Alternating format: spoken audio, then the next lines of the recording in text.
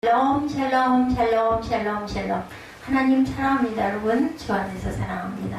오늘 잠언 드디어 이제 31절까지인데 30장입니다. 사도행전하고 비슷하게 맞먹어서 끝나가죠. 30장 7절에서 9절 나를 가난하게 마옵시고, 그리고 또 너무 부하게도 말라고. 이 아굴의 기도 유명한 기도죠. 야베스의 기도도 유명하고 아굴의 기도도 유명합니다. 오늘 본문 7절에서 9절까지 중심, 전체는 1절에서 33절까지입니다. 예, 중심 한번 제가 다시 한번 읽겠습니다. 두 가지를 주께 구하겠다라고 얘기하죠. 내가 죽기 전에 내게 절대로 거절하지 마옵소서. 헛된 것과 거짓말을 내게 멀리하옵시고, 나를 가난하게도 부하게도 마옵시고, 필요한 양식으로 나를 먹이시옵소서. 이 양식은 우리 먹는 양식도 되겠지만 하늘의 양식도 되리라 믿습니다. 9절에 내가 배불러서 하나님을 모른다. 야곱의 누굴까 하고 매은 이제 땅의 양식이겠죠. 혹 내가 가난하여 도둑질하고 내 하나님의 이름을 욕되게 할까 두려워합니다. 그렇기 때문에 필요한 양식으로만 나를 먹여달라, 이렇게 아굴이 기도하죠. 악한 것은 하나님의 진노의 대상입니다. 우리 전체 한번 주석을 봅니다. 악한 자들의 특성을 알고 그들의 행실에서 벗어나는 것이 하나님의 진노에서 벗어나는 길이고 방법입니다. 그리고 하나님의 말씀을 소중히 여기고 사모하는 사람들에게는 하나님의 은혜가 함께 하셔서 지혜를 얻을 수 있게 합니다. 그러니까 중요한 것은 내 위에 하나님이 계신다는 걸 항상 인정하고 살아가야 된다. 또한 악한 것을 버리는 데 그치지 말고 선한 것을 추구하며 행하는 것이 또한 있어야 되겠죠. 방어만 하지 말고 선을 추구하고 영향을 치도록 해야 한다. 지혜 있는 사람에게 나타나야 할 것은 여러 가지가 있습니다. 1절에서 5절 봅니다. 겸손한 고백과 반문이 나타나요. 1절에서 5절 보면 이 말씀은 야게의 아들 아굴의 잠언이니 그가 이디엘 곧 이디엘과 우갈에게 이르는 것이니라. 나는 다른 사람에게 비하면 짐승이라. 내게는 사람의 총명이 있지 아니하니라. 나는 지혜를 배우지 못하였고 또 거룩하신 자를 아는 지식이 없거니와 하늘에 올라갔다가 내려온 자가 누구인지, 바람을 그 장중에 모은 자가 누구인지, 물을 옷에 싼 자가 누구인지, 땅의 모든 것을 정한 자가 누구인지, 그의 이름이 무엇인지, 그의 아들의 이름이 무엇인지 너는 아느냐. 하나님의 말씀은 다 순종하며 하나님은 그를 의지하는 자의 방패이시니라. 이렇게 고백하죠. 저자는 하나님을 알려고 하지만 알 수 없다라는 것을 고백합니다. 이것은 하나님에 대해서 알 수 없다는 것이 아니라 하나님을 인간의 머리로 어찌 감히 다 판단하겠느냐, 이런 겸손이겠죠. 우리가 생각하지 못하는 것을 생각하시고 우리가 이해하지 못하는 일을 행하시는 하나님이시기 때문에 그를 작은 피조물의 머릿속에서 제한시켜서 생각 다 할 수가 없다. 과연 하나님은 광대하시고 기묘하시기 때문에 그의 하신 일만 바라보아도 겸유할 만한 분이심을 우리는 알아야 한다라는 거죠. 의인의 겸손에 대해서 창세기 18장 27절입니다. 아브라함이 대답하여 이르되 나는 티끌이나 재와 같사오나 감히 죽게 아뢰나이다. 나 이렇게 화낼 것도 없지만 주님 앞에 아랜다라고 아브라함이 고백하죠. 겸손과 의인. 출애굽기 3장 11절에 모세가 하나님께 아뢰되 내가 누구이기에 바로에게 가며 이스라엘 자손을 애굽에서 인도하여 내리까다. 정말 아무런 자격이 없습니다. 이런 고백이죠. 똑같은 고백입니다.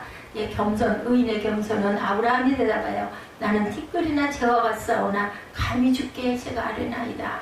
또한 모세가 하나님께 아뢰되 내가 누구이기에 바로에게 가며 이스라엘 자손을 애굽에서 인도하여 내리까. 하나님의 말씀에 가감하지 말라 그러죠. 6절에 너는 그의 말씀에 더하지 말라. 그가 너를 책망하시겠고 너는 거짓말하는 자가 될까 두려우니라. 계시록 21장 8절에도 같은 말씀이 증거되어 있습니다.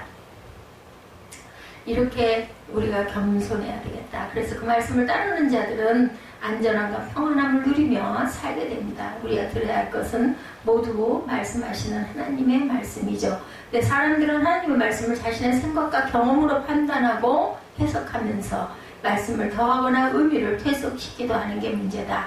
우리가 주의해야 할 것은 하나님의 말씀에 인간의 말을 가감하지 말아야 되겠다. 하나님께서 우리에게 주시는 말씀 그 자체로서 충분하고 하나님의 말씀에 순종하고 의지하는 자가 다 되어야겠죠. 하나님의 말씀으로 안전하시다고 시편 19편 7절입니다. 여호와의 율법은 완전하여 영혼을 소생시키며 여호와의 증거는 확실하여 우준한 자를 지혜롭게 한다. 말씀을 가감하지 말라. 계시록 22장 18절. 예, 제가 아까 말씀드렸죠. 예, 계시록 22장 18절은 내가 이 두루마리의 예언의 말씀을 듣는 모든 사람에게 증언하노니 만일 누구든지 이것들 외에 더하면 하나님이 이 두루마리에 기록된 재앙들을 그에게 더하신다 그랬어요. 어떤 말을 더하게 되면 재앙을 너에게 더해주겠다라고 말씀을 한다는 거 절대로 잊지 말아야 합니다. 적당한 은혜를 주옵소서 하죠. 8절에 보면은 곧 헛된 말과 거짓말을 내게서 멀리하옵시며 나를 가난하게도 마옵시고 부하게도 마옵시고 오직 필요한 양식으로 나를 먹이시옵소서. 오늘 중심 본문이기도 합니다. 7, 8, 9절이죠. 예, 그리하여 물질로 인하여 범죄하지 않기 위해서 적당한 은혜를 베풀어 주시기를 소원하죠. 예, 지혜자는 자신의 마음을 제어하여 욕심을 따르지 않는데 욕심은 만족시키는 것이 아니라 절제하는 것이기 때문입니다. 너무 많으면 교만하여 하나님을 대적할 수도 있고 또한 너무 적으면 죄의 유혹에 넘어가서 남의 것을 탐낼 수도 있는 거죠. 예, 이것은 지극히 겸손한 자라야 가능한 것이다. 예, 자신의 무능함과 무하참을 인식한 상태에서 나오는 고백적인 간구, 거짓을 멀리하고 순수한 마음으로 하나님을 섬기는 것은 인간의 진실된 태도가 있어야 가능하다. 공교함으로 지도하십니다. 시편 78편 72절입니다. 이에 그가 그들을 자기 마음의 완전함으로 기르고 그의 손의 능숙함으로 그들을 지도하였도다. 생의 여정에 함께 하신 하나님. 창세기 28장 15절이죠. 네, 우리 감사하는 구절입니다. 내가 너와 함께 있어 내가 어디로 가든지 너를 지키며 너를 이끌어 이 땅으로 도래하고 할지라 내가 내게 허락한 것을 다 이루기까지 너를 떠나지 아니하리라 하신지라. 야곱에게 하신 언약입니다. 우리 새빛교회의 언약이죠. 악한 것을 깨달으라고 8절에 말씀합니다. 헛된 것과 거짓말을 내게 멀리하옵시며 나를 가난하게도 마옵시고 부하게도 마옵시고 필요한 양식으로 배불러 나를 먹이시옵소서. 그리고 악을 행하는 무리들에 대해서 9절에서 11절까지 쭉 이어집니다. 홍내가 배가 불러 하나님을 모른다. 야훼가 누구냐 할까 하며 홍내가 가난하여 도둑질하고 내 하나님의 이름을 욕되게 할까 두려워합니다. 너는 종을 그의 상전에게 비방하지 말라. 그가 너를 저주하겠고 너는 죄책을 당할까 두려우니라. 아비를 저주하며 어미를 축복하지 아니하는 무리가 있느니라. 스스로 깨끗한 자로 여기면서도 자기의 더러운 것을 찢지 아니하는 무리가 있느니라 말씀합니다. 악을 행하는 무리들이죠. 그리고 11절에 아리를 저주하며 어미를 축복하지 않는 무리, 12절에 스스로 깨끗한 자로 여기면서 자기를 더러운 것을 찢지 아니하는 무리, 13절에 눈이 심히 높으며 눈꺼풀이 높이 들린 무리가 있느니라 이렇게 말씀하고 있습니다. 이들은 자신이 악한 일을 행할 뿐이 아니라 함께하는 사람들에게도 악을 끼치고 유혹을 하는 자들이다. 이들의 사회생활을 주장하지 못하도록 우리는 경계해야 된다. 그리고 대응해야 된다는 거죠. 예, 교만한 자들, 가난한 자들에게 횡포를 가하는 자들과는 함께하지 말 것이며 교제하지도 말아라.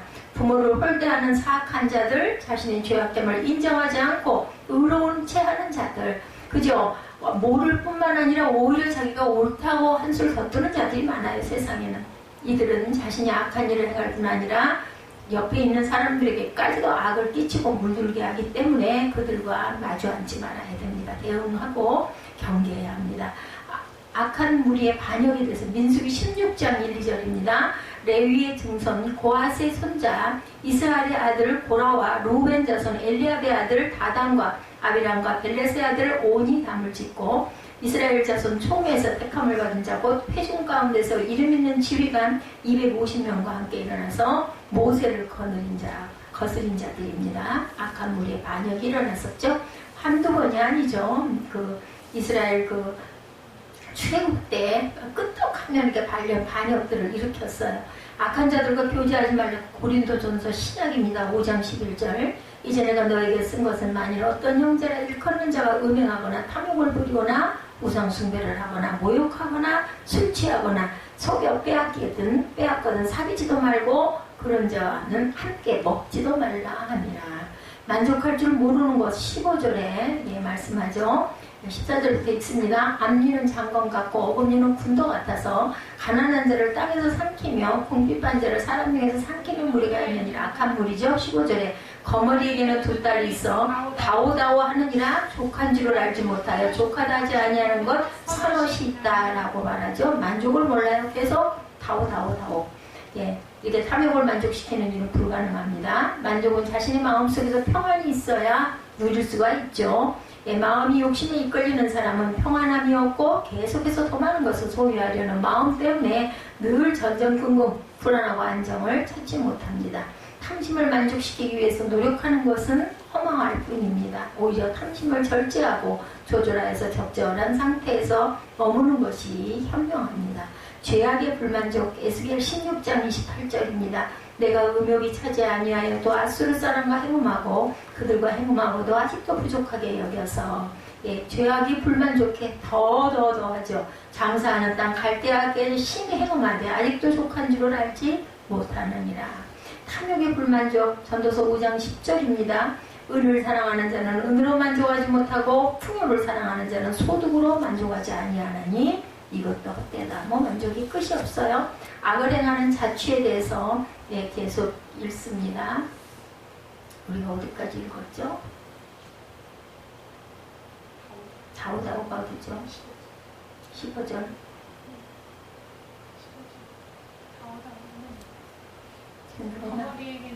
뭔가 다오다오 하느니라. 16절. 서울과 아이 되지 못하는 태와 물로 채울 수 없는 땅과 족하다 하지 않는 불이니라. 아비를 조롱하며 어미 순종하기를 싫어하는 자의 눈은 골짜기 까마귀에게 쪼이고 독수리 새끼에게 먹히리라. 내가 심히 기이 여기고도 깨닫지 못하는 것 선엇이 있나니 곧 공중에 날아다니는 독수리의 자취와 반석 위에 뛰어다니는 뱀의 자취와 바다를 지나다니는 배의 자취와 남자와 여자에게 함께한 자취며 음녀의 자취도 그러하니라. 그가 먹고 그의 입을 씻음같이 말하기를 내가 악을 행하지 아니하였다 하느니라. 세상을 진동시키며 세상에 견딜수게 하는 것 선엇이 있나니 곧 종이 임금된 것과 미련한 자가 음식을 배부른 것과 미움받는 여자가 시집간 것과 여종이 주모를 이은 것이니라. 여종이 땅에 작고도 가장 지혜로운 것에 선엇이 있다. 지혜를 얻으라죠. 견딜 수 없게 하는 것. 예, 미움받는 여자가 시작한 것과 여종이 주모를 이은 것이니라. 24절 25절 곧 힘이 없는 종류로 돼 먹을 것을 여름에 준비하는 개미. 작고도 지혜로운 것이죠. 약한 종류로 돼 집을 바위 사이에 짓는 사방과 임금이 없을 때 다 떼를 지어 나아가는 메뚜기와 손에 잡힐 만해도 왕궁에는 동화뱀이니라. 21절에 견딜 수 없게 하는 것이 맞나요? 세상을 진동시키며 세상이 견딜 수 없게 하는 것 선언. 이것이 곧 종이 임금된 것, 미련한 자가 음식으로 배부른 것, 미움받는 자가 시집간 것, 여종의 주모를 이은 것. 예, 그리고 나서 이제 다시 작고 지혜로운 것 선언. 이것은 힘이 없는 종류에 대한 이야기죠. 이제 그 다음에 나옵니다. 세상에는 이해할 수 없는 일들이 생기는데 이것이 또 다른 억울한 일들을 일으키는 출발점이다. 견딜 수 없게 하는 것. 하나님께서 세우신 나라와 비교할 수는 없지만 세상 나라에도 질서가 있어요. 그죠? 부조리한 일들과 부적절한 일들은 수정되어야 됩니다. 부당한 일이 많이 생기면 사회는 혼란하게 되고 무질서와 폭동이 일어나죠. 우리가 세상에 사는 이상 부당한 일을 줄이고 질서가 이어지도록 힘써야 합니다. 적당치 못한 일. 잠언 19장 10절이죠. 미련한 자가 사치하는 것이 적당하지 못하거든 하물며 종이 방백을 어떻게 다스리겠느냐 말씀합니다. 세상 질서를 정해주셨어요. 시편 8편 3절이죠. 주의 손가락으로 만드신 주의 하늘과 주께서 베풀어 두신 달과 별을 내가 보니. 질서를 가지고 하늘에다 매달아 놓으셨어요. 기가 막힌 신비입니다. 사람이 무엇이기에 주께서 그를 생각하시며 인자가 무엇이기에 주께서 그를 우리를 돌보시나이까. 작고도 지혜로운 것 24절이었죠.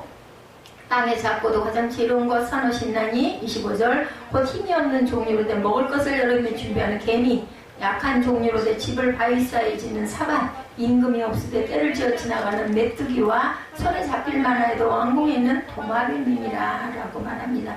전쟁을 이기게 하는 것을 모사라고 하죠. 힘만 가지고는 이길 수가 없다. 지혜는 작은 것을 들어서 큰 것을 이기는 능력이 있습니다. 작은 곤충이나 약한 동물들도 자신의 생활 영역에서 잘 살아가고 있고 이것은 하나님께서 창조하시고 그들에게 주신 삶의 지혜가 있기 때문이다. 우리도 마찬가지죠. 우리를 만들고 인도하신 하나님께서 삶에 지혜를 주십니다. 또한 생활의 지혜도 주시죠. 큰 힘을 가지려고 노력하는 것보다 지혜를 주시는 하나님을 의지하는 것이 올바르고 바른 선택을 하는 지혜라는 것 잊지 맙시다. 하나님의 피조물, 창세기 1장 24절, 우리는 하나님의 피조물이죠. 하나님이 이르시되 땅은 생물을 그 종류대로 내되 가축과 기는 곳과 땅의 짐승을 종류대로 내라 하시니 그대로 되니라. 하나님이 먹이십니다. 시편 108편 28절에 여호와여 주께서 하신 일이 어찌 그리 많은지요. 주께서 지혜로 그들을 다 지으셨으니 주께서 지으신 것들이 땅에 가득하니이다 라고 말합니다. 내 손으로 입을 막으라고 말합니다. 31절에 보면 그 다음 우리가 못 읽은 거 있죠. 손에 잡힐 만하여도 왕궁에 있는 도마뱀이라. 29절에 잘 걸으며 위풍있게 다니는 것 선우신나니 곧 짐승 중에 가장 강하여 아무 짐승 앞에서도 물러가지 아니하는 사자와 사냥개와 순념소와 및 당할 수 없는 왕이니라 라고 말합니다. 그래서 32절에 만일 내가 미련하여 스스로 높은 채 하였거나 혹 악한 일을 도모하였거든 내 손으로 입을 막으라. 32절이죠. 33절 대저 젖을 저으면 엉긴 젖이 되고 코를 비틀면 피가 나는 것 같이 노를 격동하면 다툼이 남을 뿐이다. 그래서 입을 막아라. 사람이 잘못을 저지를 수는 있을 잘못을 깨닫고 적절한 대처를 하지 못하면 큰 화를 당하게 된다는 거죠. 스스로 높은 채 하는 것은 미련한 것이다. 교만하게 행동한 후에라도 잘못한 것을 깨닫고 낮은 것에 처하려고 한다면 그가 당할 수치는 면할 수 있기 때문에 악한 일을 도모한 후에라도 악에서 돌이키고 선한 보응을 한다면 큰 싸움을 피할 수 있을 것이다. 입에 파수꾼을 세워야 입을 막아요. 그죠? 시편 141편 3절에 여호와여 내 입에 파수꾼을 세우시고 내 입술의 문을 지키소서. 하나님의 주님 없어서 우리가 못합니다라는 거죠. 부끄러운 말을 하지 말라고. 골로새서 3장 8절입니다.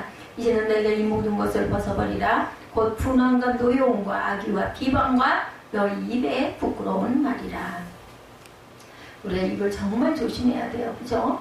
하나님께서 백성들을 위해서 베풀어 주신 맡음을 청종하고 지혜를 얻는 것이 올바른 것이다. 악한 것은 만족할 줄 모르고 계속해서 다른 악한 일을 도모하게 되기 때문에 항상 우리 말을 조심하고 남의 말도 잘 청종해라. 그 악한 올무에 빠지지 않도록 경계해라.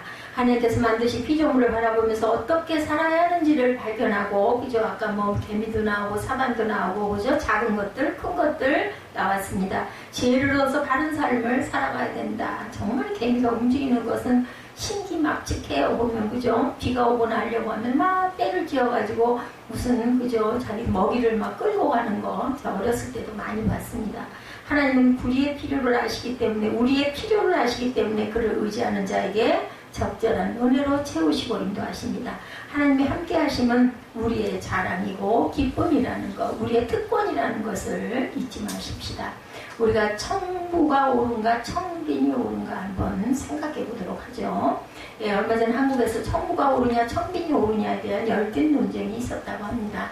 천부론을 지지하는 쪽에서는 불교와 달리 기독교는 깨끗하게 부자가 되는 길을 적극 권장한다 라고 주장을 했고, 열심히 일해서 깨끗하게 번 돈은 많으면 많을수록 좋다는 생각, 사실 청교도들이 부지런하게 일해서 자유주의가 생겼다라는 이론도 있다고 합니다. 반면에 천빈론을 고수하는 쪽에서는 예수님을 진정으로 따라가는 제자들이라고 할 때 물질에 대한 욕심을 버리고 자발적인 가난을 감수해야 한다라는 주장이었다고 합니다. 이른바 영성적 가난을 강조한 거죠.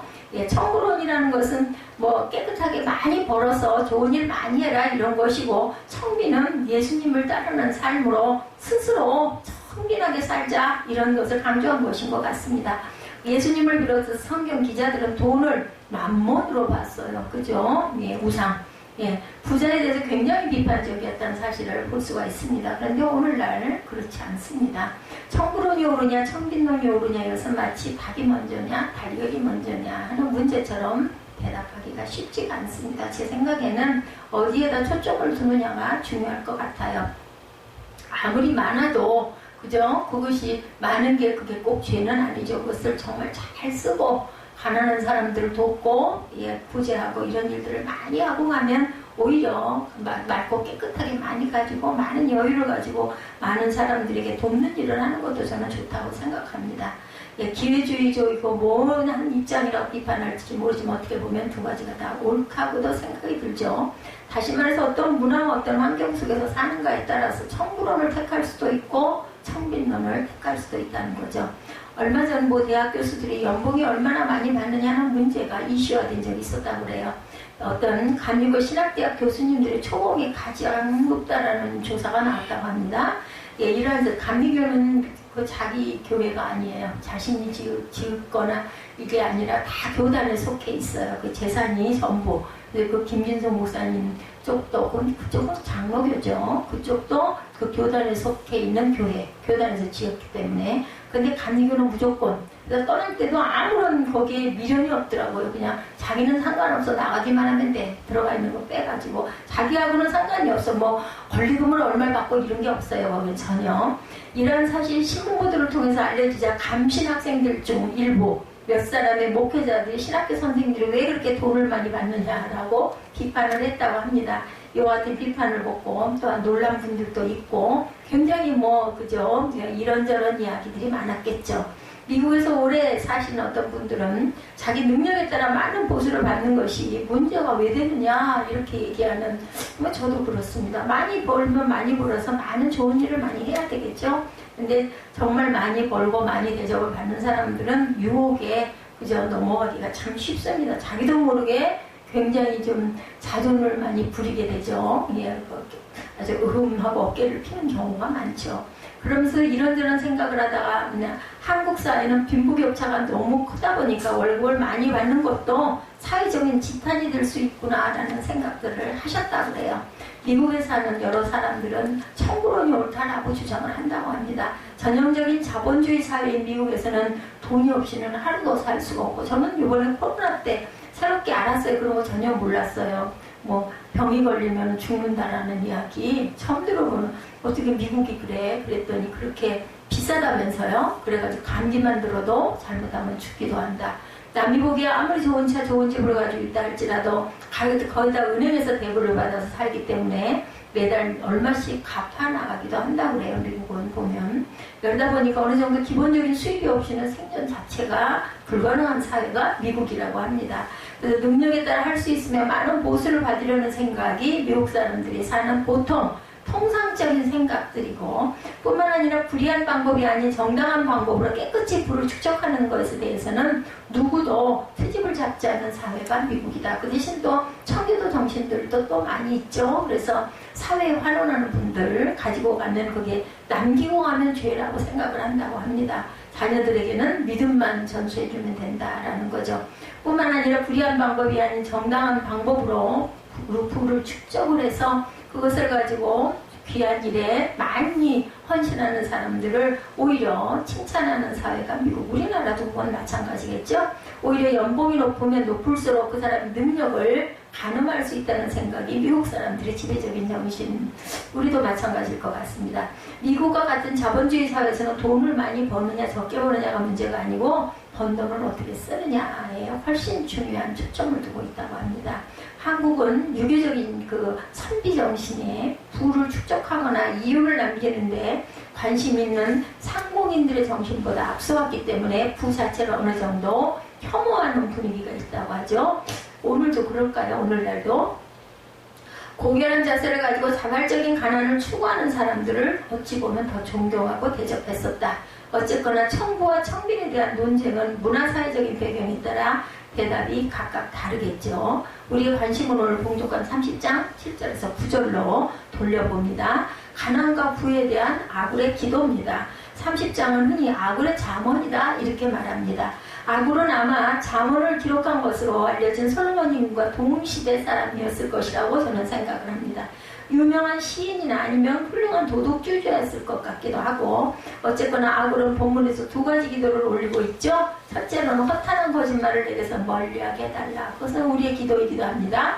둘째로 나를 가난하게도 마옵시고 부하게도 마옵시고 오직 필요한 양식으로 먹여달라. 그럼 이거는 예수님의 기도와 똑같은 기도죠. 일용할 양식을 주옵시고 그죠? 근데 이 두 가지 기도는 서로 긴밀한 연결 우리가 있습니다. 첫 번째 기도와 두 번째 기도에 선제 조건이 되기 때문입니다.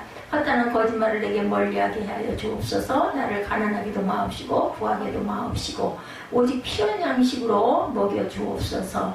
아굴은 물질적인 것에 대해서 기도하기 전에 먼저 자신이 지켜야 할 근본적인 삶의 자세에 대해서 기도하고 있습니다.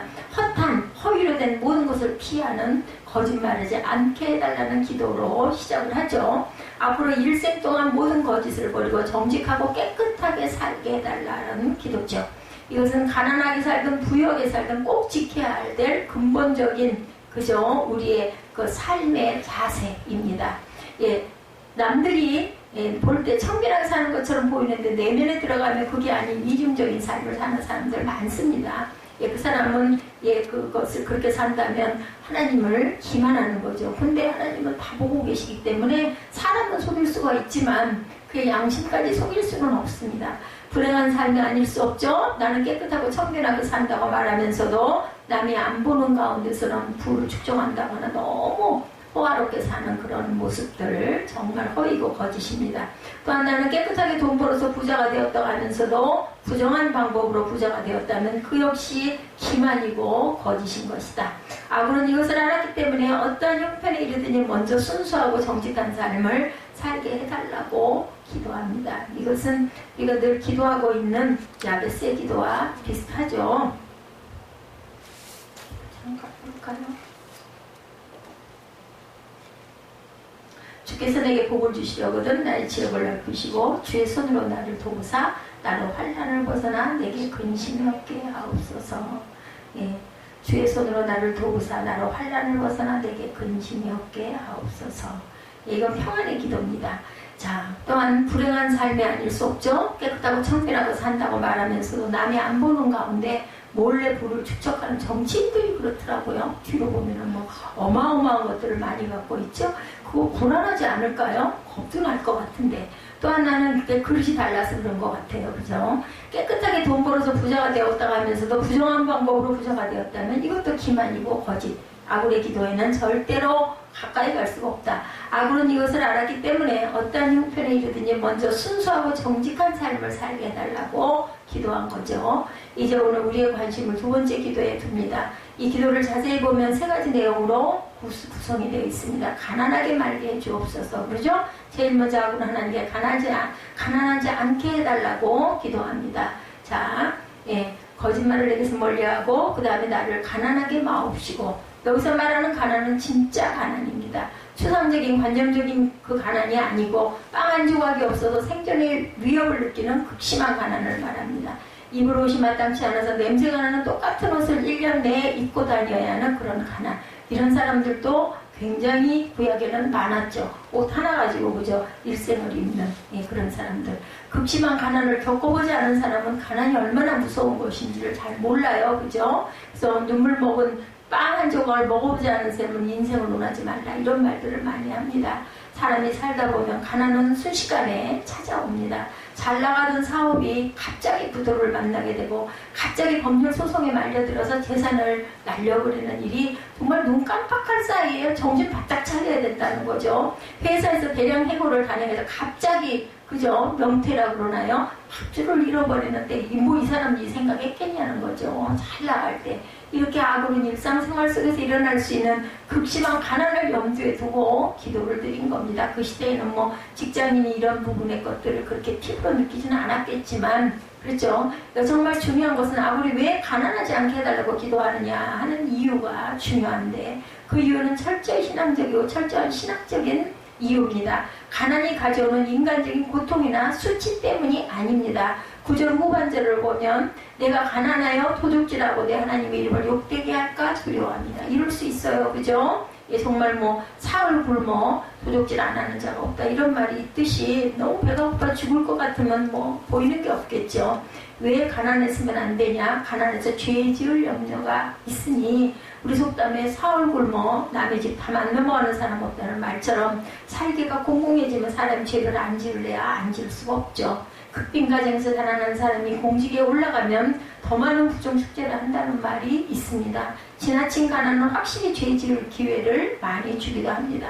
아무리 위대한 것은 단순히 윤리적인 죄 문제만은 못하지 않고 하나님 신앙을 그저 이야기한다는 사실에도 있죠. 내가 지나치게 가난하면 하나님의 이름을 욕되게 할까 두려워한다. 하나님 좋으신 하나님이시고 전능하신 하나님이시라면 가난한 사람도 도와주셔야 되는데 급비는 이런 믿음을 흔들리게 할 수도 있고 죄 지을 수도 있고 하나님의 이름을 욕되게 할 수도 있기 때문에 내가 원하지 않았는데도 성도 하나님께 영광을 돌려야 하는데 급빈으로 주변 사람들에게 궁색한 폐를 끼치고 갖가지 죄악을 저지를 경우 하나님의 이름이 욕될 수 있다. 그리고 두 번째로는 부하게도 않게 하여 주옵소서 기도하죠. 부자가 되는 것은 왜 문제가 될까?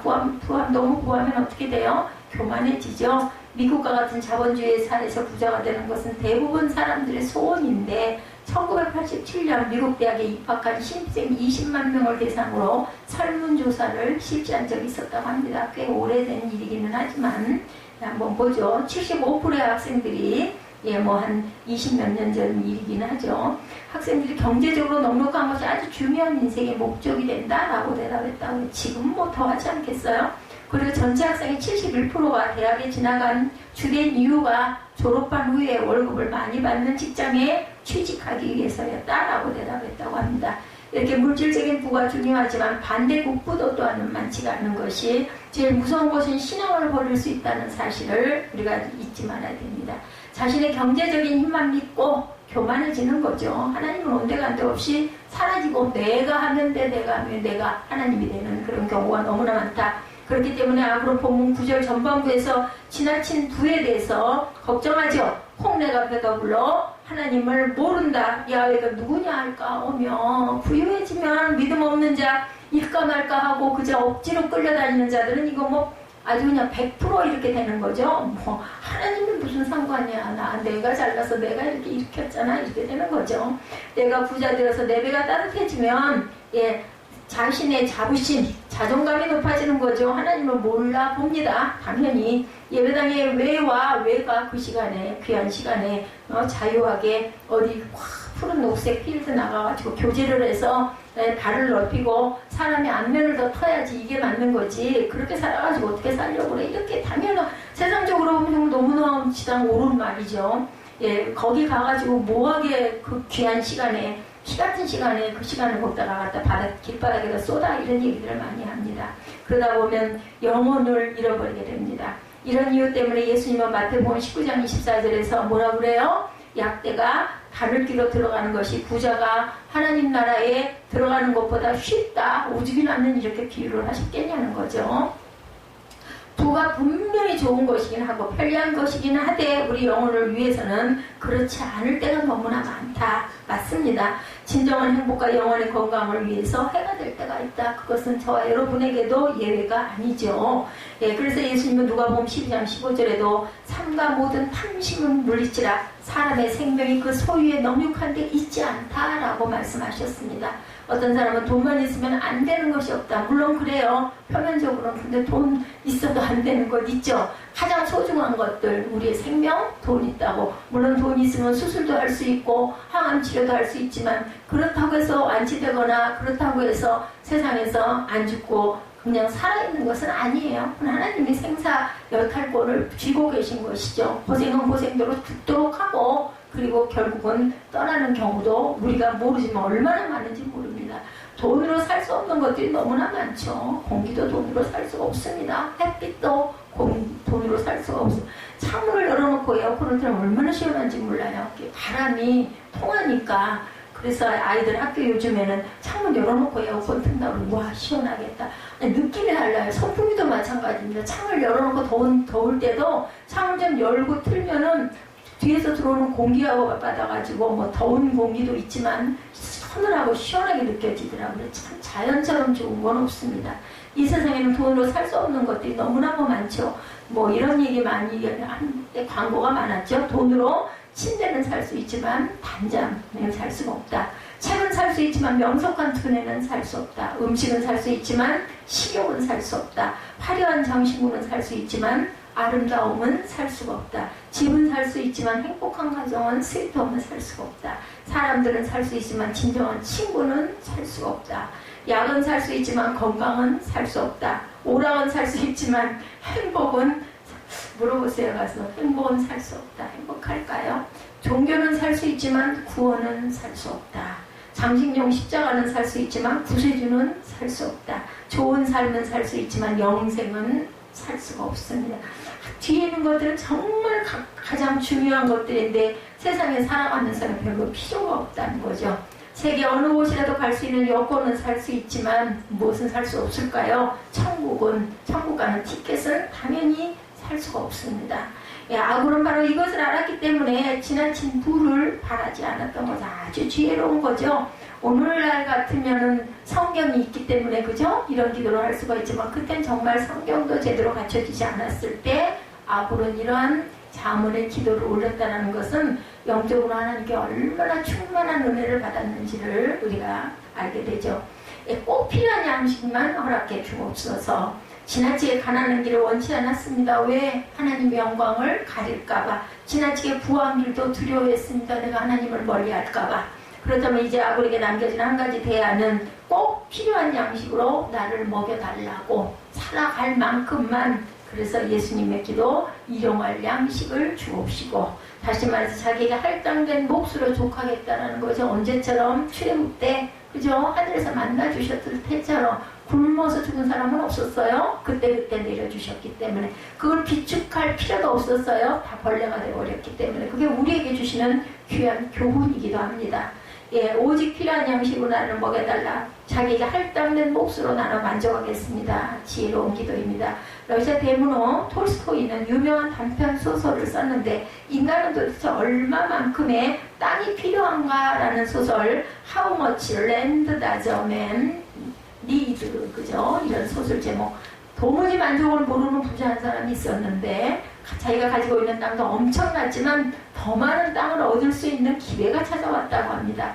이 부자는 새로운 유목지가 한참 개발 중인 지역에 러시아 화폐로 1,000루블을 내면 하루 종일 자기가 걸은 만큼의 땅을 차지할 수 있다라는 소문을 듣습니다. 단해가 떨어지기 전에 자기가 출발한 지점에 다시 돌아와야 한다는 규정을 꼭 지켜야만 했죠. 이 사람은 홍보를 가누지 못한 채 해가 뜨자마자 기름진 대평으로 젖먹을 힘을 다해 걷기 시작합니다. 저 같으면 땅을 한 평도 제대로 못 사겠네요. 기름진 땅 곳곳에 말뚝을 박으면서 그 광활한 땅이 모두 자기 것이 된다는 기쁨 때문에 피곤도 모른 채 걷고 또 멀었습니다. 아니, 뛰어갔다는 표현이 정확하겠죠. 그러다 어느 지점에서 그동안 걸어온 길을 되돌아보니 엄청난 길이의 땅. 저 같으면 길을 잃어버렸을 것 같아. 가다가 보면 더 가고 싶었지만 해지기 전에 출발 지점으로 돌아와야 되죠. 규칙이 있기 때문에 왔던 길을 부지런히 돌아오지 않을 수가 없었어요. 이 사람은 지나치게 넓은 땅을 잡았기 때문에 도저히 해 떨어지기 전에 출발 지점으로 돌아오는 일은 불가능하게 느껴졌다고 합니다. 그러나 처음 떠났던 곳으로 되돌아가지 않으면 그 많은 땅을 고스란히 잃어버린다는 생각을 하자 넘어지고 다치고 땀이 범벅이 된 채 단 1초도 쉬지 않고 걷고 또 걸어서 겨우 죽겠잖아요. 그러다가 마침내 해가 지평선 위로 막 떨어지고 있었을 때 이 사람은 간신히 출발 지점에 도착합니다. 그러나 곧바로 그 자리에 거품과 피를 토한 채 쓰러지고 맙니다. 하루 종일 길을 쓰고 걸어서 엄청난 땅이 모두 자기 소유가 되었다는 기쁨을 채 누리기도 전에 죽고 말죠. 성경의 말씀 있죠. 네가 그렇게 곡식을 창고를 지어서 그득그득 쌓으면 그거 내가 네 영혼 걷어가고 누구 거 될래? 라고 하신 말씀, 주님의 말씀입니다. 톨스토이는 이 소설을 다음과 같이 끝냅니다. 머슴은 괭이를 집어들고 머리에서 발끝까지 치수대로 6자의 땅을 받다 그의 묘를 쓰기 위해 그리하여 그를 그곳에다 묻었다.